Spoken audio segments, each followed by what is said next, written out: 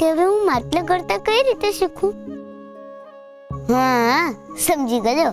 તમે ત્યાં જઈને મને માટલા કરતા શીખવાડશો ને? અરે, હું તને માટલા ઘડતા કેવી રીતે શીખવાડું? મને નથી આવડતું.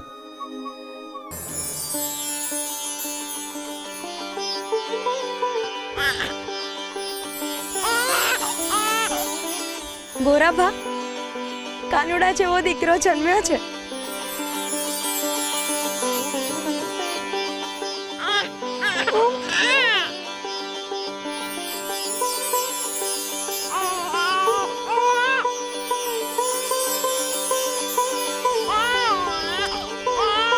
તુલસી અને ગોરાના આંગણાનું ફૂલ છે.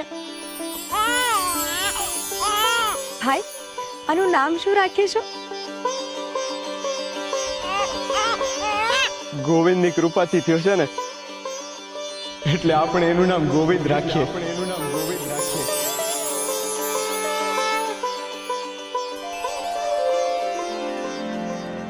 ભાઈબંધ, ભાઈબંધ.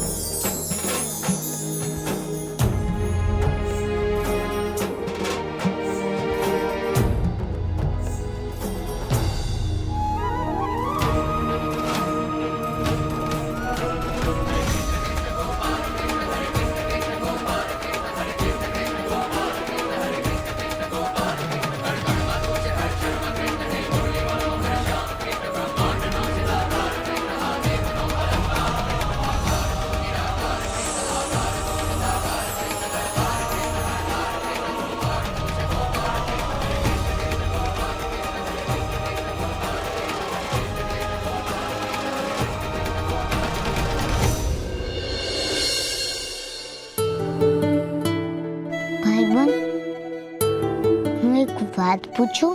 પૂછો ને. તમે નહીં પૂછો તો બીજું કોણ પૂછશે? આવું શું કામ થયું ભાઈબંધ? શું હું કામ થયું?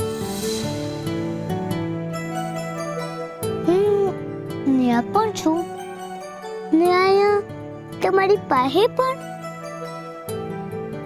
ભાઈબંધ, આપણે બે તો નતા મળવાના ને?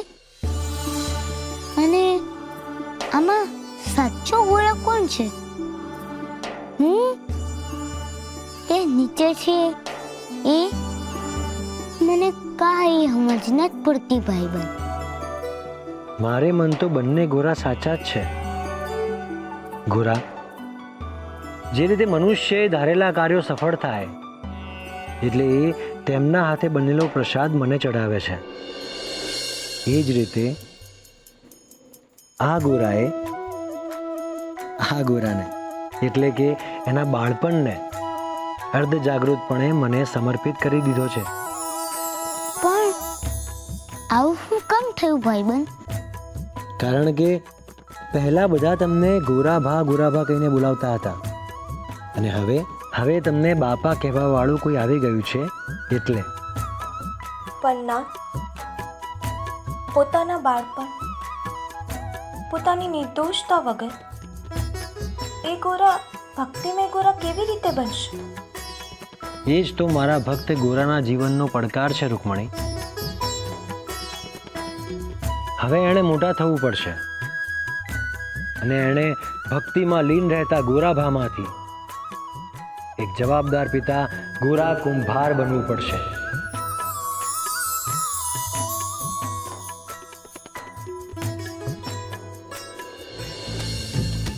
હું કીધું? ખરેખર એને દીકરો આવ્યો છે?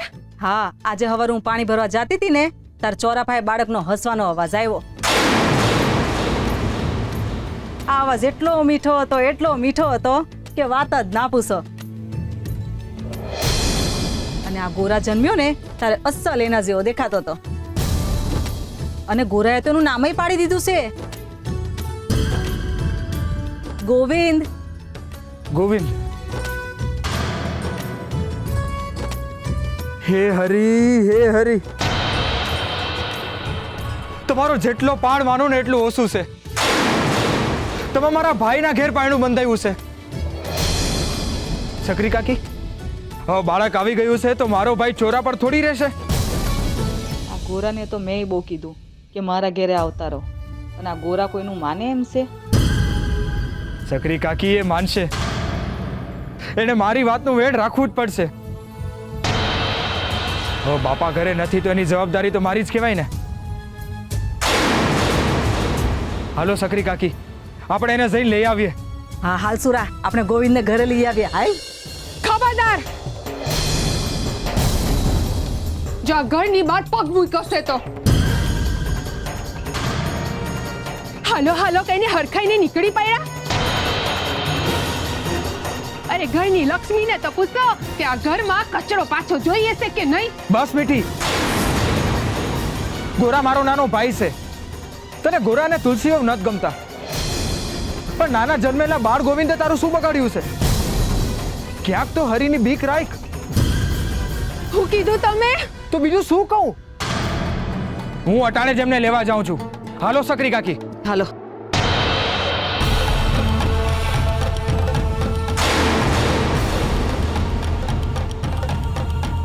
નવી નવાઈનો દીકરો આવ્યો છે ને ઘરમાં, તે હવે વધારે લટકા કરશે.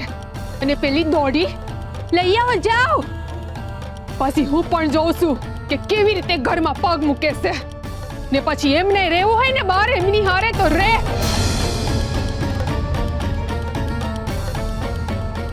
પૂજારી બાપા. તુલસી, આપણો ગોવિંદ કેવો નાનો અને નમળો લાગે છે નહીં? તમારા જેવો ઉતાવળ્યો છે, 2 મહિના વહેલા આવી ગયો. ઈ તો જેમ ભગવાને ધાર્યું હોય ને એમ જ થાય. અને આમે ઈ જે વેલા આવે ને એ જ મોડે સુધી રોકાય હે ને કાકી?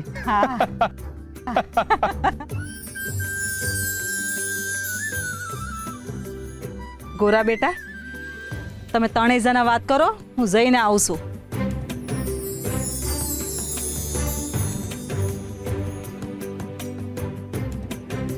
ભગવાન આપણા ગોવિંદને લાંબુ આયુષ્ય આપે ને એવા અસુરા કાકાના આશીર્વાદ છે.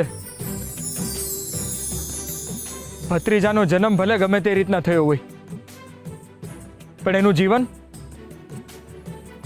જીવન આમ નહીં જાય.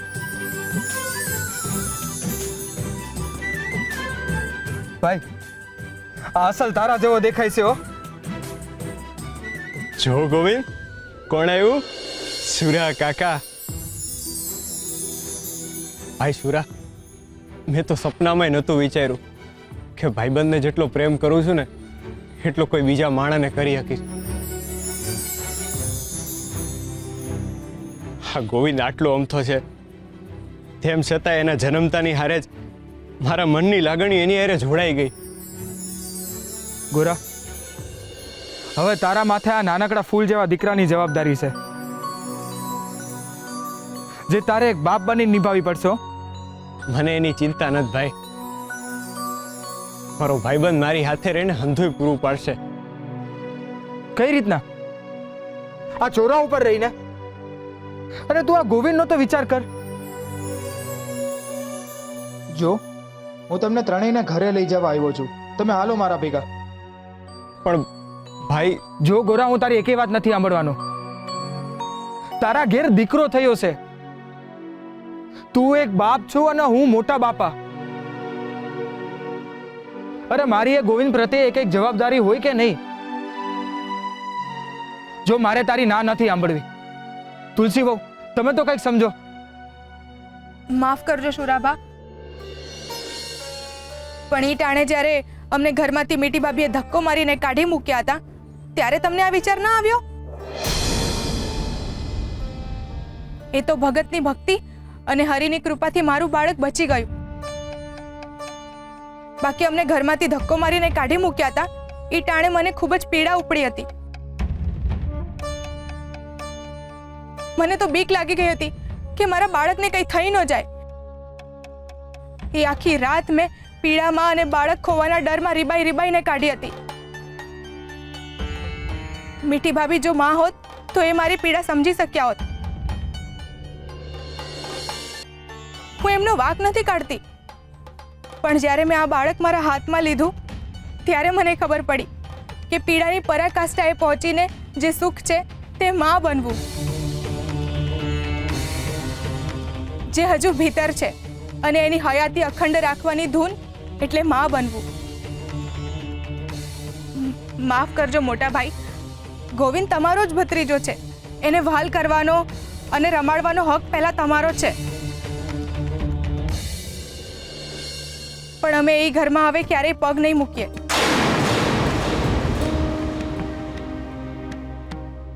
હું બધું સમજુ છું તુલસી બહુ, પણ એક નાનકડું બાળક છે, એને તમે આમ ચોરા ઉપર રાખશો?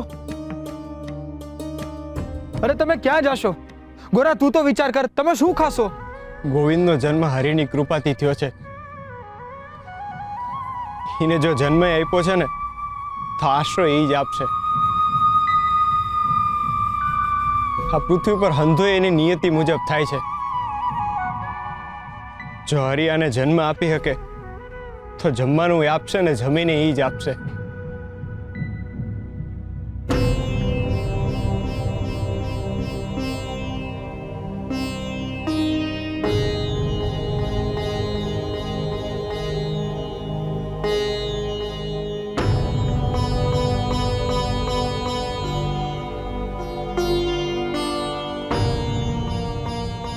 હરે કૃષ્ણ હરે કૃષ્ણ.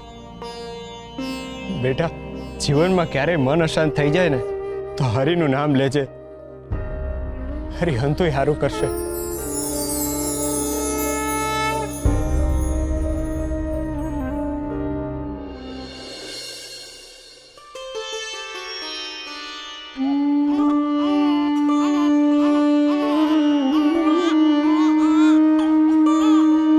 તુલસી, હા ગોવિંદને શું થયું છે? કેમ આટલું બધું રડે છે? એને ભૂખ લાગી છે અને ધાવણ પણ નથી આવતું. હે? એના પેટમાં તો બચારાને લાય બળતી હશે. હવે આપણે શું ખવડાવશું? કેમ આમ થાય છે તુલસી? મારું પેટ જ ખાલી છે તો આવું જ થવાનું. પેટમાં પાણી નથી તો ધાવણ ક્યાંથી બનશે? જાનો રહી જા ગોવિંદ, જાનો રહી જા.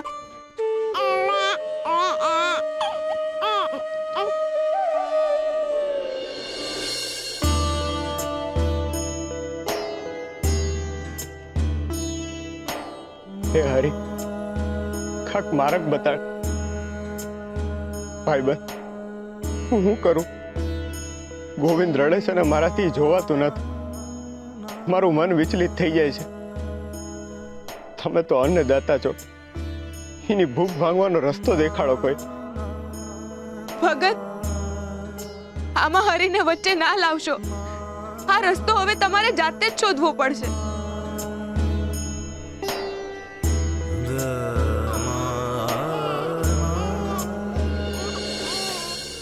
હું કરું તુલસી? મને તો માટલા ઘડતા નથી આવડતું. ખાલી માટી ખૂંદતા જ આવડે છે. એ હવે મોટા ભાગના કુંભાર પોતાની જાતે કરી લે છે. તો હું મારા ગોવિંદની ભૂખ સંતોષવા હું શું કરી શકું? જો મનથી શોધીએ ને તો ખોવાયેલું પણ મળી જાય છે. તમે આમ બેસી રહેશો તો કાંઈ નહીં થાય. તમને યાદ છે થોડા દિવસ પહેલા મેં જીદ કરી હતી કે તમે તમારી મહેનતનું લાવશો તો જ હું જમીશ, તો જ હું ખાઈશ. અને તમે બીજા દિવસે કામ શોધવા પણ ગયા હતા અને ખરેખર તમને કામ મળી પણ ગયું હતું. હરી પર ભરોસો રાખો, મન મક્કમ કરી લો. તમે માટલા ઘડતા શીખી જશો. તુલસી, તમે સમજી નથી રહ્યા. બાપાએ બાળપણમાં માટલા ઘડતા શીખવાડવાના ખૂબ પ્રયત્નો કર્યા, પણ મારું મન માધવમાંથી માટલા તરફ વળ્યું જ નહીં. એ પ્રયત્નો તમારા બાપાએ કર્યા હતા. તમે હવે એક દીકરાના બાપ બની ગયા છો.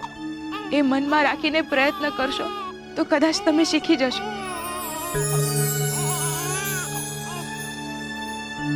હું માટલા ઘડતા કઈ રીતે શીખીશ?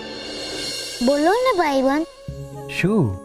એ જ કે હવે હું માટલા કરતા કઈ રીતે શીખું? હા, સમજી ગયો. તમે ત્યાં જઈને મને માટલા કરતા શીખવાડશો ને? અરે, હું તને માટલા ઘડતા કેવી રીતે શીખવાડું? મને નથી આવડતું. થોડા દિવસ પહેલા તો મેં માટી પણ તારી પાસે ખૂંદાવી હતી. ભૂલી ગયો?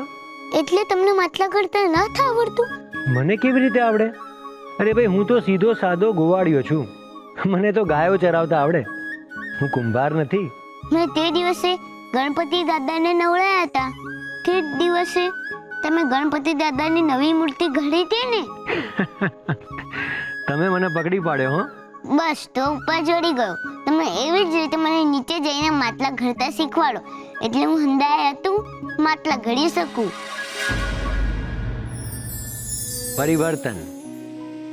જીવન સ્થિર છે, પરંતુ સ્થૂળ નથી.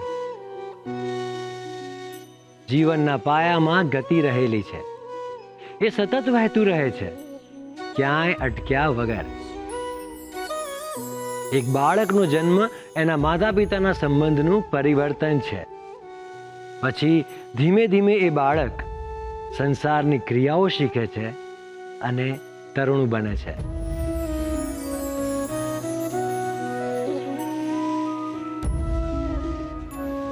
પછી એ જ બાળક યુવાન બને છે અને એ જ વૃદ્ધ બને છે. બીજમાંથી છોડ બને છે અને છોડમાંથી વૃક્ષ બને છે. આ જ પ્રક્રિયા સંસારની છે અને આ જ પરિવર્તનનો ગુણધર્મ. મનુષ્ય જ્યારે બાળકમાંથી યુવાન બને છે ત્યારે ફક્ત શારીરિક વિકાસ નથી થતો, પરંતુ સમજણનો, સમર્પણનો અને સંબંધનો પણ વિકાસ થાય છે. ઉંમર વધતાની સાથે સાથે નિખાલસતાનું સ્થાન શાણપણ લે છે.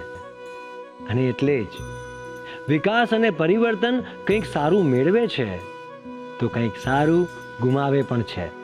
પરંતુ સંસારના એવા લોકો જે પોતાની અંદરના બાળકને જીવાડે પણ છે અને સમજણ અને શિસ્તમાં પોતાની ઉંમરને માન પણ આપે છે, સાચા અર્થમાં એ લોકો જ પરિવર્તનને પામી શકે છે.